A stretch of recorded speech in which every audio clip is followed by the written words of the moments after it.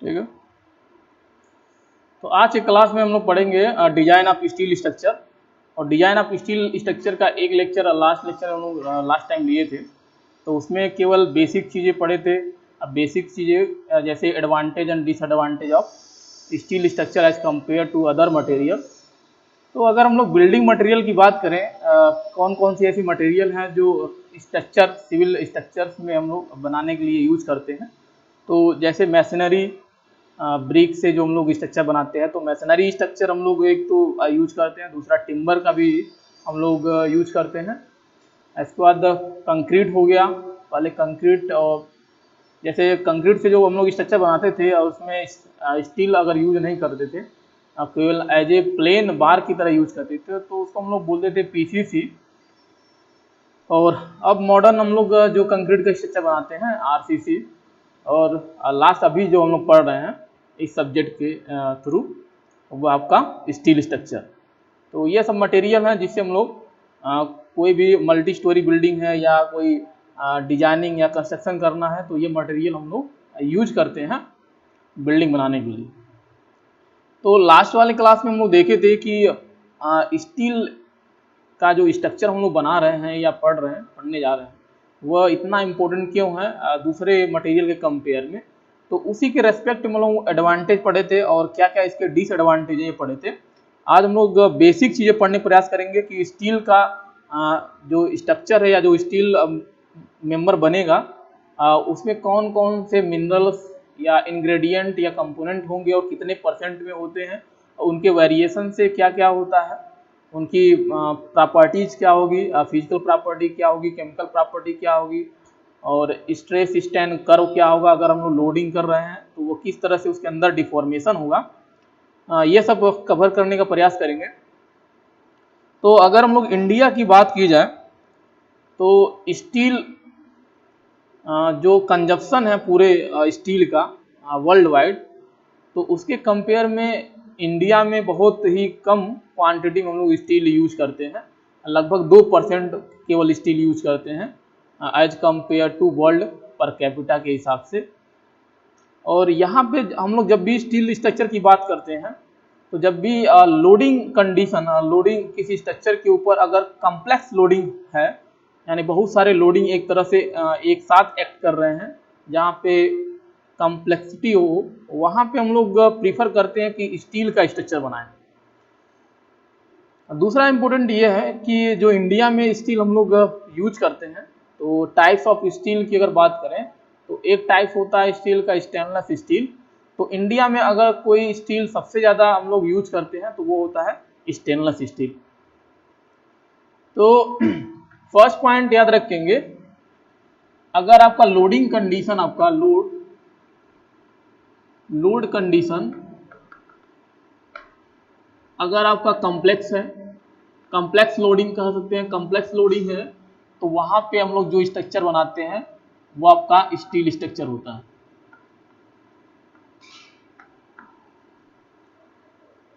ठीक है। और इंडिया की अगर बात करें तो consumption of steel in India, तो जो स्टील है, स्टील का कंजप्शन जो होता है बहुत कम होता है इंडिया में, वेरी लो। कितना होता है? 2%, 2% होता है as compare to world per capita,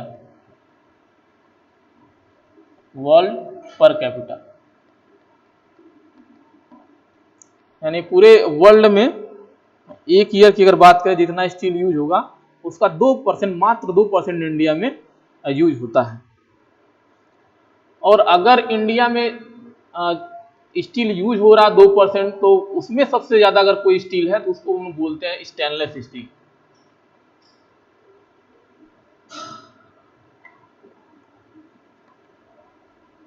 तो ये सबसे ज्यादा यूज करते हैं स्टेनलेस स्टील,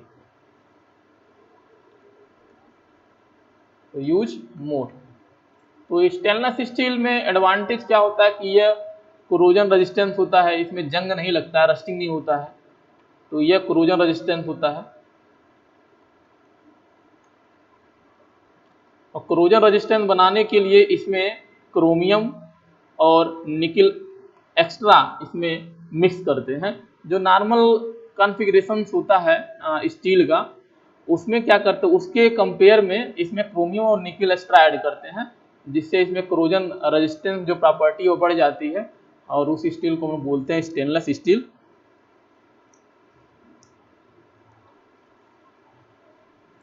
अगर हम लोग कंपोनेंट या इंग्रेडिएंट के बेसिस पे अगर स्टील स्ट्रक्चर की बात करें, तो types of steel structure, type of steel structure,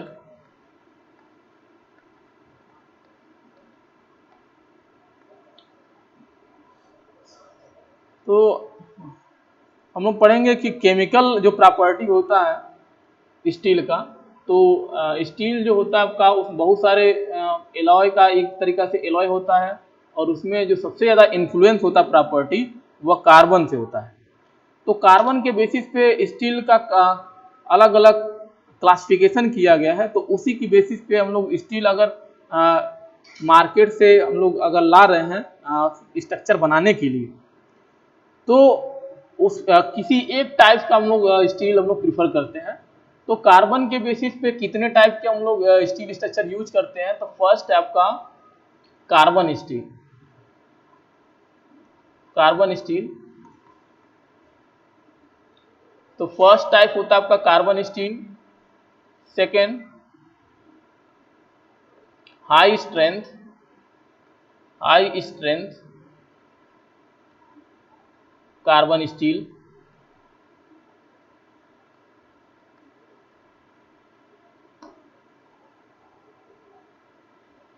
third type,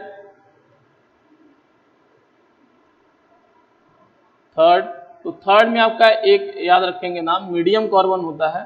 तो medium and high micro alloyed, high micro alloy steel. Fourth आपका एक टाइप होता है, fourth type, fourth fire resistance steel, fire resistance steel. तो ये जो टाइप है आपका स्टील का हम जो पढ़ रहे हैं, ये किसके केमिकल कॉन्फ़िगरेशन के बेसिस पे है। यानी जो भी हम लोग स्टील वर्ड यूज करते हैं, तो ये एलॉय होता है। तो इसमें जो मेन कंपोनेंट होगा वह आयरन होता है, बाकी बहुत सारे जो मिनरल्स है, मेटल्स है, वो मिक्स होते हैं। तो उनमें अगर परसेंटेज वेरी करता है या दूसरा कोई हम लोग मटेरियल ऐड कर रहे हैं, तो उसमें क्या होता है, जो स्टील हम लोग यूज कर रहे हैं उसकी प्रॉपर्टी में कुछ ना कुछ चेंजिंग आती है। तो उस प्रॉपर्टी के बेसिस पे यह टाइप्स है, और इसमें से कोई एक स्टील हम लोग स्ट्रक्चर बनाने के लिए प्रीफर करते हैं। तो ऐसे ही एक स्टील और आता है फायर रेजिस्टेंस स्टील। तो फायर रेजिस्टेंस स्टील मतलब यह है कि फायर के अगेंस्ट यह ज्यादा लोड बियर करेगा, यानी फायर के अगेंस्ट इसकी जो लड़ने की शक्ति होगी वो ज्यादा होगी।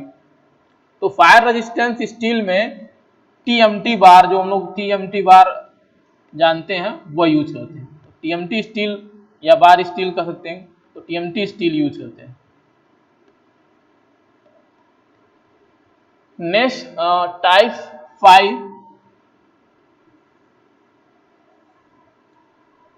5 वेदरिंग स्टील एक होता है, वेदरिंग स्टील। वेदरिंग स्टील का मतलब यह है कि ऐसी स्टील स्ट्रक्चर, ऐसे स्टील का स्ट्रक्चर जिसमें वेदर का कोई इफेक्ट ना हो।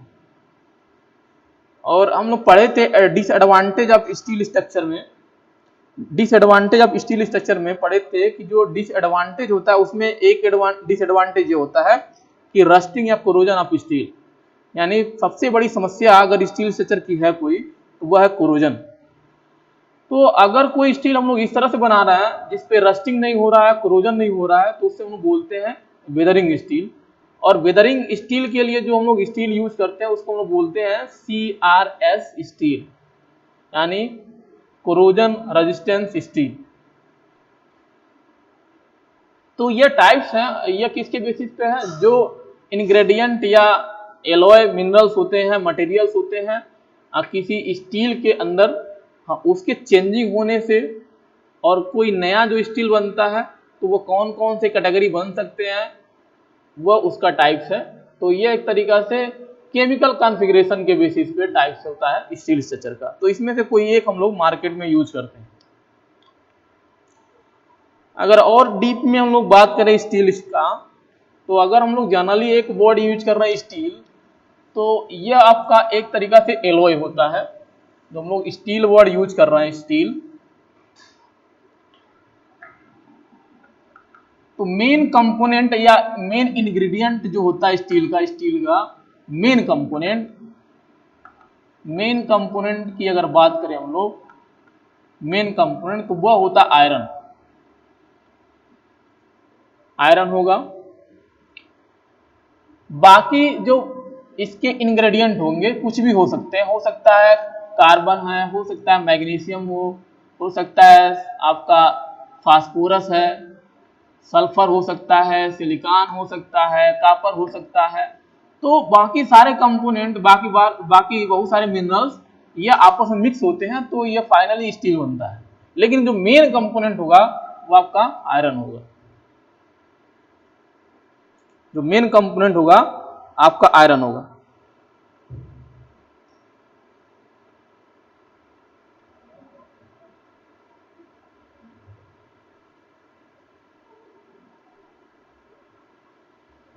अब आयरन अगर मेन कंपोनेंट है तो उसे जनरली क्या हम लोग बोलते हैं, जनरली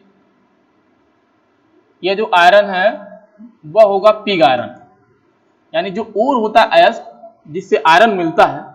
अब आयरन हम लोग को कैसे मिलेगा, तो किसी ओर से मिला होगा। तो वो जो ओर होता है, जो अयस्क होता है, वो होता है आपका पिग आयरन। अयस्क क्या है, पिग आयरन होता है। ये हमारा क्या है, यह इम्प्योर फॉर्म में होता है। इसको प्योर करके हम लोग स्टील को या आयरन निकालते हैं।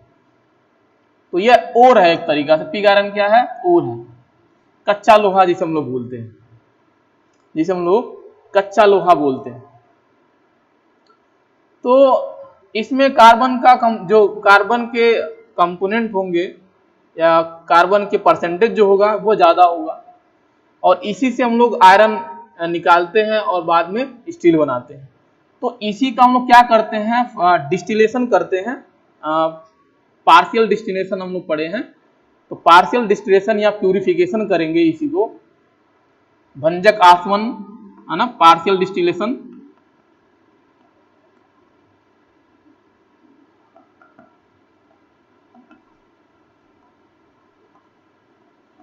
या इसी का हम लोग प्यूरिफिकेशन करते हैं, प्यूरिफिकेशन। तब जो स्टील हम लोग मिलेगा प्यूरिफाई करने के बाद उसे बोलेंगे कास्ट आयरन। या बहुत सारे फॉर्म का आयरन मिलेगा तो कास्ट आयरन। तो कास्ट आयरन में अगर कार्बन की परसेंटेज देखें हम लोग तो 2 से 4% तक मिल सकता है, 2 से 4%।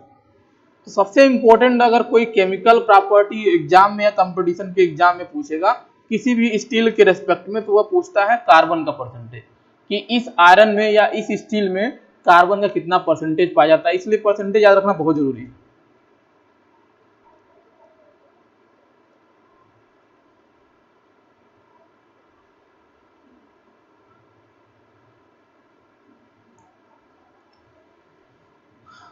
तो कास्ट आयरन में हम लोग देखें कार्बन की परसेंटेज इतना होता है। लेकिन अगर स्टैंडर्ड हम लोग स्टील स्ट्रक्चर की बात कर रहे हैं, अगर हम लोग स्टील स्ट्रक्चर पढ़ रहे हैं तो एक स्टैंडर्ड अगर मानक लेके चलें कि अगर कोई स्टील है जिससे स्ट्रक्चर हम लोग बना रहे हैं तो उसमें कार्बन का परसेंटेज कितना होना चाहिए, तो वह परसेंटेज होता है 0.2 से 0.35%। तो percentage of carbon in standard steel structure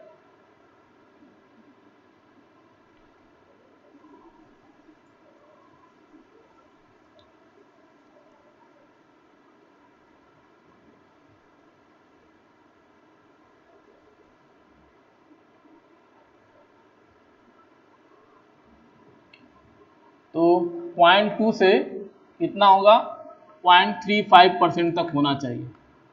इसके अंदर स्टैंडर्ड स्टील स्ट्रक्चर, जिससे हम लोग जिस स्टील से स्ट्रक्चर बनाए हैं, जो हम लोग यूज करने जा रहे हैं साइट पर, तो उसके अंदर इतना होना चाहिए। यह प्रीफरेबल वैल्यू है, तो याद रखें।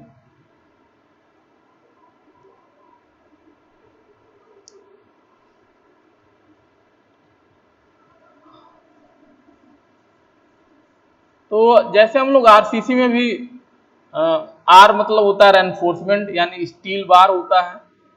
तो वहाँ पे जो हम लोग स्टील यूज करते हैं तो उसकी भी ग्रेडिंग होती है। जैसे माइल्ड स्टील है FE 250 और HYSD बार है तो FE 415। तो ऐसे ही जब हम लोग स्टील का स्ट्रक्चर बनाते हैं तो यहाँ भी ग्रेड में स्टील हम लोग ग्रेड में डिनोट करते हैं, इसको डेजिनेट करते हैं। जैसे अगर इंडिया में हम लोग बात करें तो सबसे मिनिमम ग्रेड का अगर कोई स्टील होता है, सबसे ज़्यादा और यूज भी करते हैं, तो यह होता है FE 410। ठीक है, FE 410।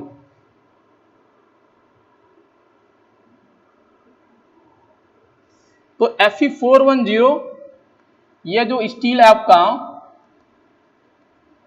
ये क्या रखता है, मिनिमम टेंसाइल स्ट्रेंथ रखेगा, मिनिमम टेंसाइल स्ट्रेंथ।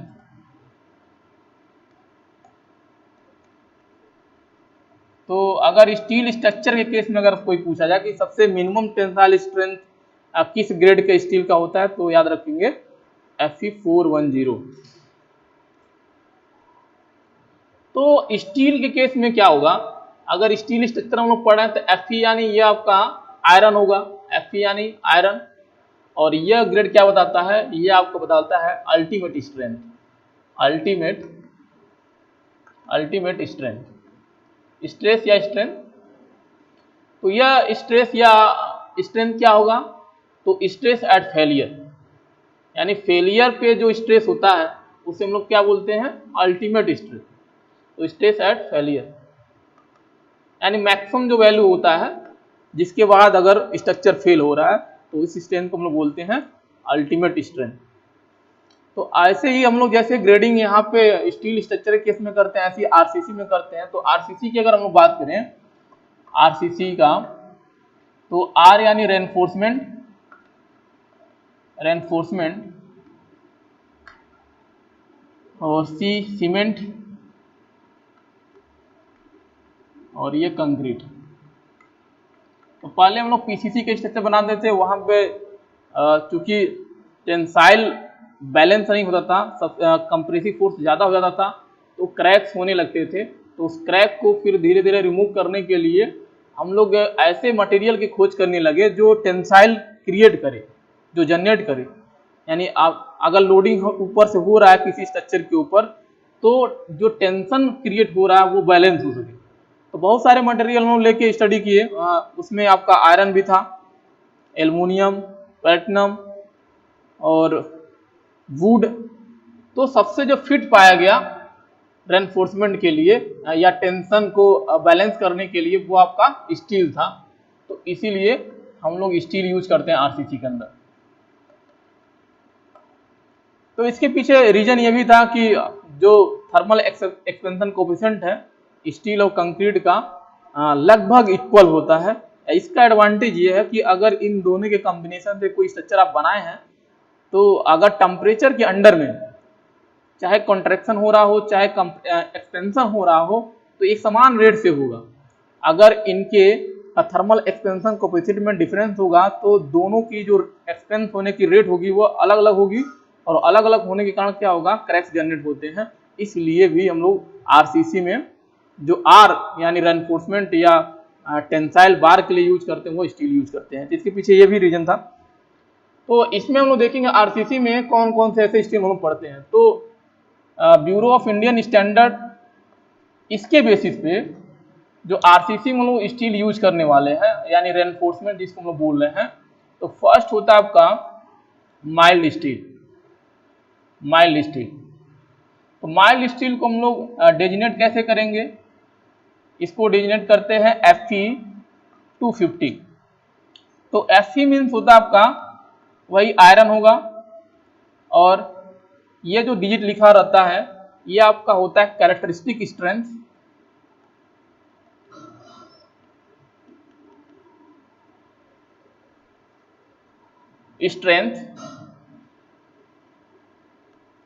या इसी को हम लोग बोलते हैं अल्टीमेट स्ट्रेंथ। जब डिजाइनिंग करेंगे तो ये वैल्यू लेके चलते हैं, कैरेक्टरिस्टिक स्ट्रेंथ या अल्टीमेट स्ट्रेंथ। और इसको डिनोट कैसे करेंगे तो Fy लिखते हैं, Fy ऐसे। तो स्टील स्ट्रक्चर केस में जो डिजिट होता है उसको हम लोग Fu से लेके चलते हैं, और यहाँ पे Fy यानी Fy का मतलब क्या होता है, Fy यानी यील्ड स्ट्रेस।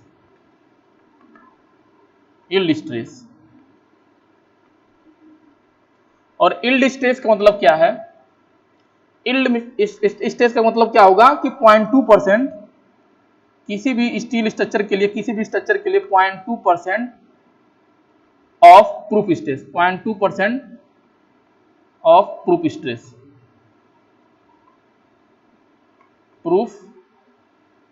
स्ट्रेस यानी प्रूफ स्ट्रेस का 0.2% जो वैल्यू हम लोग निकालते हैं उसे को बोलते हैं यील्ड स्ट्रेस। 0.2% प्रूफ स्ट्रेस का अगर हम लोग वैल्यू निकालते हैं उसे बोलते हैं यील्ड स्ट्रेस। तो यील्ड स्ट्रेंथ या स्ट्रेस तो याद रखेंगे कि यह कितना होता है, 0.2% of proof stress, 0.2% of proof stress. तो माइल्ड स्टील एक हम लोग ग्रेड यूज करेंगे आरसीसी में स्टील के लिए। स्टील क्यों यूज करेंगे, इसके लिए जो मेन रीजन है वो याद होना चाहिए, और एनफोर्समेंट के लिए ही स्टील ही हम लोग यूज करते हैं। तो इसके लिए लॉजिक क्या था कि थर्मल एक्सपेंशन कोएफिशिएंट स्टील और कंक्रीट का लगभग इक्वल होता है, इसलिए हम लोग tension member as a tension member के लिए जो प्लेन सीमेंट कंक्रीट है उसमें हम लोग स्टील यूज करते हैं। अब कौन कौन से स्टील यूज करते हैं, तो ब्यूरो ऑफ इंडियन स्टैंडर्ड के बेसिस पे जो हम लोग स्टील यूज करते हैं वो बहुत सारे हैं। फर्स्ट उसमें से है माइल्ड स्टील, उसका डेजिनेशन इस तरह से होता है Fe250, और Fe का मतलब आयरन होता है, 250 यानी यील्ड स्ट्रेस या कैरेक्टरिस्टिक स्ट्रेंथ होता है। और यहाँ पे हम लोग Fy यील्ड स्ट्रेस लिख के चलते हैं, और यील्ड स्ट्रेस क्या होता है, 0.2% ऑफ प्रूफ स्ट्रेस। और इसके लिए जो हम लोग कोड यूज करते हैं तो यह कोड होता है IS 432। तो पार्ट 1 और पार्ट 2 करके आता है, पार्ट 1 एंड पार्ट 2। तो ये दोनों हम लोग यूज करते हैं। सेकंड अगर स्टील की बात करें, सेकंड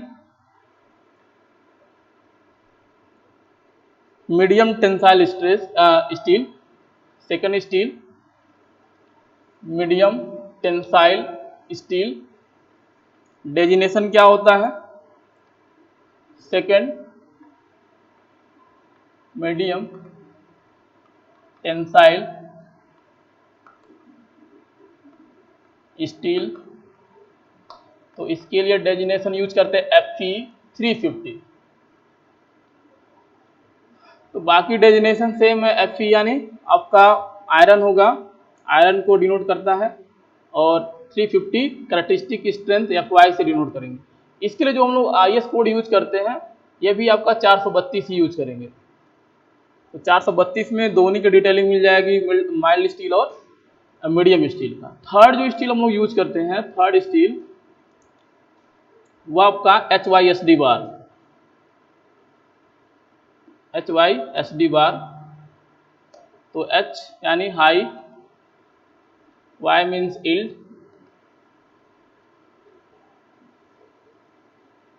S फॉर स्ट्रेंथ, और D फॉर डिफॉर्म।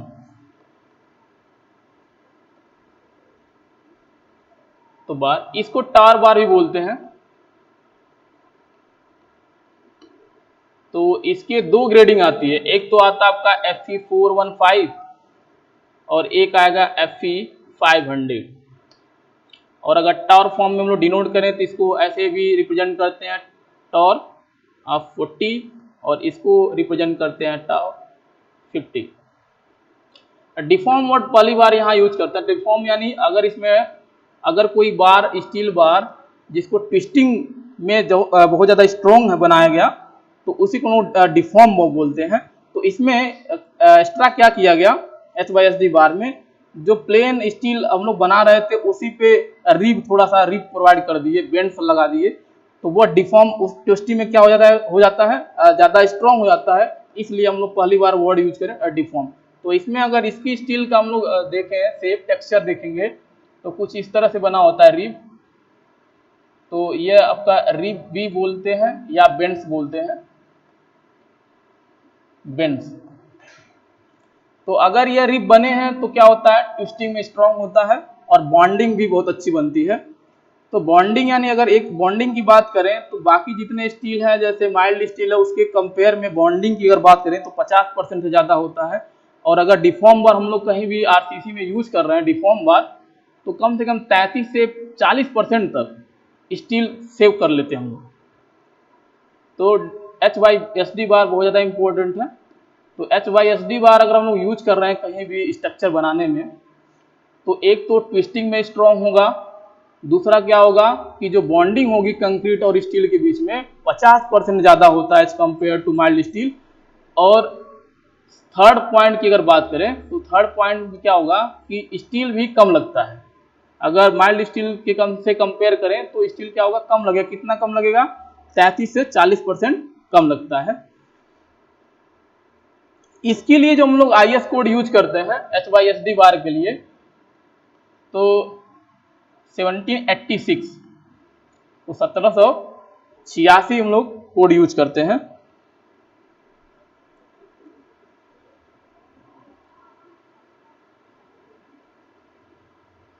फोर्थ अगर कैटेगरी की बात करें, फोर्थ टाइप स्टील का,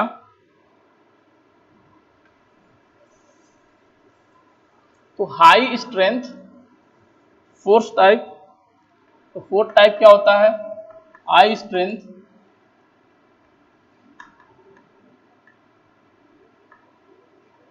स्टील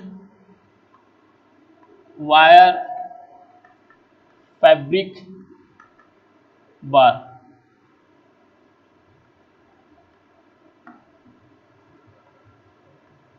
तो इसके लिए जो हम लोग IS कोड यूज करते हैं वो आपका 1566।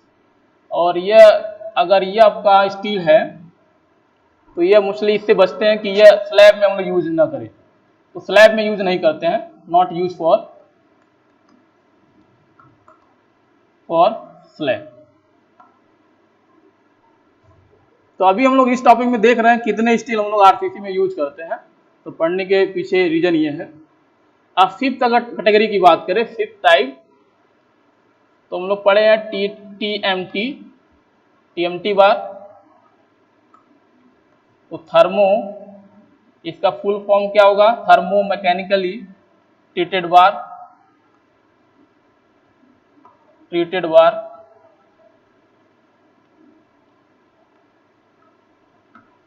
अब तक जो सबसे स्ट्रॉन्ग और बॉन्डिंग में ज़्यादा इफिशियंट अगर कोई बार था तो HYSD बार था। लेकिन TMT बार जैसे ही आ गया तो TMT बार की जो स्ट्रेंथ होती है वह HYSD बार से भी अच्छी होती है। तो ये डिपेंड करता है कि TMT बार आप किस तरह से बनाएं। तो जो स्ट्रेंथ आती है ये आपका बनाने के प्रोसीजर से आता है। तो जब भी हम लोग TMT बार बनाते हैं तो सबसे पहले जो आपका कंपोनेंट है आयरन, उसको मोल्टेन स्टेट में ले आते हैं। फिर उसको सडनली हम लोग क्या करते हैं, कोल्ड वाटर से रिएक्शन कराते हैं। तो उससे होता क्या है कि जो ऊपर की कोटिंग होती है वो बहुत ज़्यादा हार्ड होती है एज कम्पेयर टू HYSD बार। तो इसलिए TMT बार क्या होता है, ज़्यादा स्ट्रॉन्ग होता है और मोर डक्टाइल होता है as compare to HYSD bar. Six अगर हम लोग कैटेगरी की बात करें, सिक्स टाइप ऑफ स्टील, तो वह होता है आपका CRS बार। तो कोरोजन रेजिस्टेंस स्टील बार होता है, कोरोजन रेजिस्टेंस स्टील बार। तो ये मोस्टली यूज करते हैं हम लोग कि ऐसे जगह जहाँ पे कोरोजन की बहुत ज़्यादा समस्या हो, रस्टिंग की समस्या बहुत ज़्यादा होता है, तो वहाँ पे हम लोग CRS बार यूज करते हैं। तो आज के लिए इतना ही। नेक्स्ट क्लास में देखेंगे इसका एप्लीकेशन कैसे करते हैं। Thank you.